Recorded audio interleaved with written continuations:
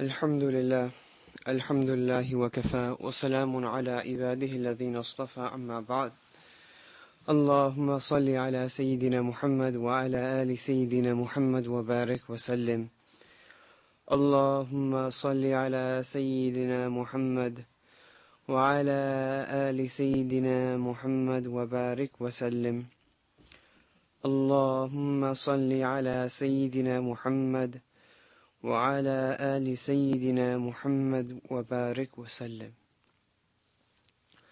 One of man's most carnal instincts is his desire to eat, to sustain himself, to preserve himself. Because for most people, they see their very existence is dependent upon their ability or the capacity to sustain themselves through the provisions provided to them ultimately by Allah subhanahu wa ta'ala. Even if you look at Maslow's pyramid, right, they define the most basic need as that of food. So if a person doesn't have anything to eat, then he won't be worried about how his hair looks, and he won't be worried about what type of furniture he has. He won't be worried about whether he even has a house. He won't be worried about the opposite gender. He won't be worried about letting his gaze wander. The only thing that is on the person's mind is, I need to get food, I need to get water, right? Because it's a primal instinct, right? It's innate within an individual. And therefore, Allah subhanahu wa ta'ala, see, when we talk about Islam as Deen al-Fitra, as a religion which is, made in such a way that it meets and it conforms to the very innate nature which exists within a human being, and it is appropriate to that nature, then it's so easily and so clearly seen in so many different dimensions, in so many different aspects, particularly even in the aspect of food, right? How the Deen caters, right, to providing for the individual. Allah subhanahu wa ta'ala does not seek to make the world tight upon His slaves, right? Just like in Jannah, where there were so many things which were made halal for Adam alayhi salam, and the only thing that was forbidden was one tree, right? In a similar manner, Allah subhanahu wa ta'ala has made so many of the foods, different types of food and different types of drink, halal for the individual, and He has just prevented us from going to a very few categories of things, right? So you can drink orange juice, you can drink grape juice, you can drink pineapple juice, you can even drink orange pineapple juice if you want, right? And if you're really in the mood, then you can have orange pineapple strawberry, right?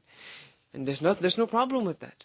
Allah subhanahu wa ta'ala says, drink what you want. You can have Coke, you can have Sprite, you can have all these different types, Sunkist, Crush, what you want. Just stay away from khamr, stay away from wine, right? So all the trees were okay, right? All the different types of drinks are okay. And there's one type of, jazakallah. And there's one category which is basically, sacrosanct. One category which is forbidden, and that is the category of alcohol, right? Similarly, if you look at meat, right, by and large, you can eat lamb, you can eat goat, you can eat, so many different types of meat. Allah subhanahu wa ta'ala has asked us to stay away from carnivorous animals, and asked us to stay away from the meat of swine, right?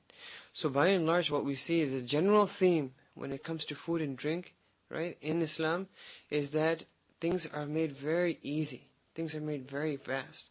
Now the funny thing is, the human being, even though he has so much variety around him, he tends to gravitate to the one or two things which have been made prohibited to him, right?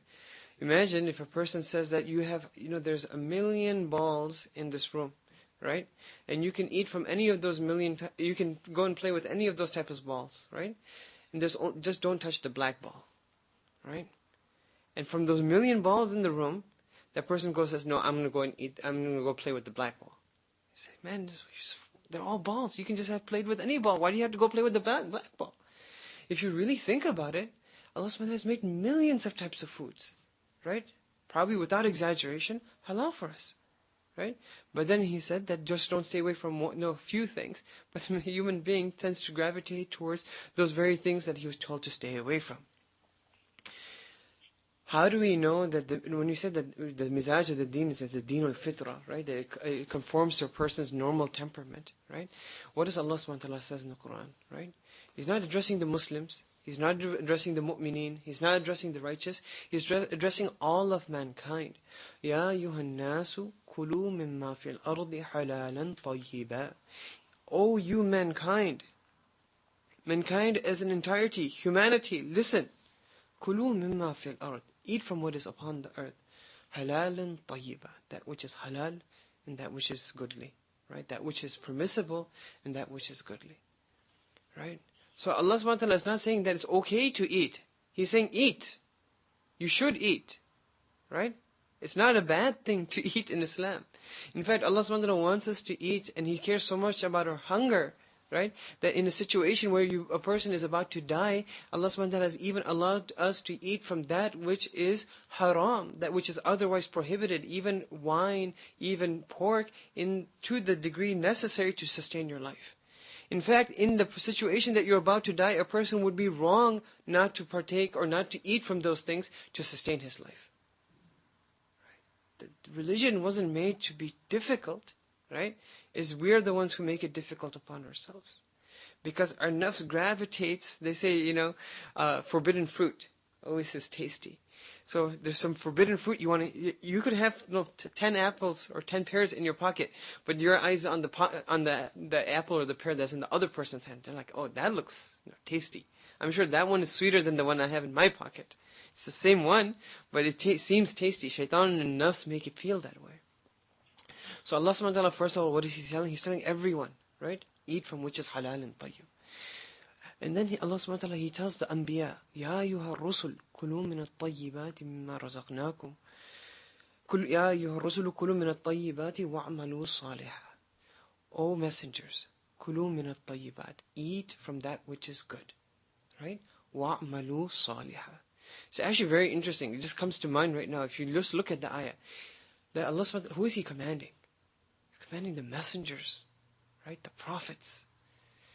Ya ayyuha rusul, the messengers He's commanding, kulu min at-tayyibat, eat from that which is goodly, right? Don't eat from the things which are forbidden. Eat that which is goodly. And what is the thing that comes right after that? Wa'amalu salihah. Why did Allah do good deeds?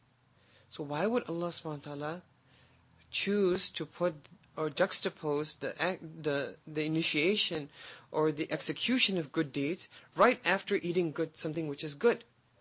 The tacit understanding which is implied over here is if you eat good, it will become an impetus for you to be able to do good deeds. Right? That food that you're eating, right? The barakah of that food will become the fuel for good deeds in the future. It actually opens that door. A very nice story about a young child who was quite brilliant in his secular studies. So he was... So his father wanted him to do hifz, wanted to memorize the Quran. So he was memorizing the Quran, but for some reason that kid just couldn't memorize the Quran, The father's puzzled, right? The father's puzzled. He's like, well, how come he can't memorize the Quran? So one time my teacher was visiting this country, and the father brought it up with my teacher and the Shaykh, and then he said that he just can't able to memorize. So a very astute question that he asked, right? He asked, what do you feed him? He says, yeah, I take him out to the fast food restaurants and we just eat whatever, right? He says, stop that, right? Feed him from only halal, tayyib food, right? And so the father said, fine, we'll give it a try. So when he did it, right, the child's hifz took off. He started memorizing the Quran just according to his normal intelligence, right? Now his normal intelligence, his innate intelligence, and there was so much barakah in it. Ya ayyuha rasul kulu min at-tayyibat. So the understanding is if you eat that which is good, then your ability to do good deeds also becomes magnified. Right? And what is the converse would also be implied. That if you're not eating good and you're eating that which is bad, right? Then you might expect that bad a'mal or bad effects will actually ensue from that consumption of food which is not normally permissible for the individual, right? So a person says, he complains that I have so much shahwa, right? I have so much desire, I can't control my gaze. Then first look at what you're eating, right? First look at what you're eating. If you purify your food, then it becomes easier to control yourself in those different sectors. A person says, I can't control my tongue. Look at what you're eating. They say in this country, even though they're not Muslim, what do they say? They say, you are what you eat. Right? You are what you eat. Even biologically, that's true to an extent. Right? Even every cell within your body has a lipid bilayer, right?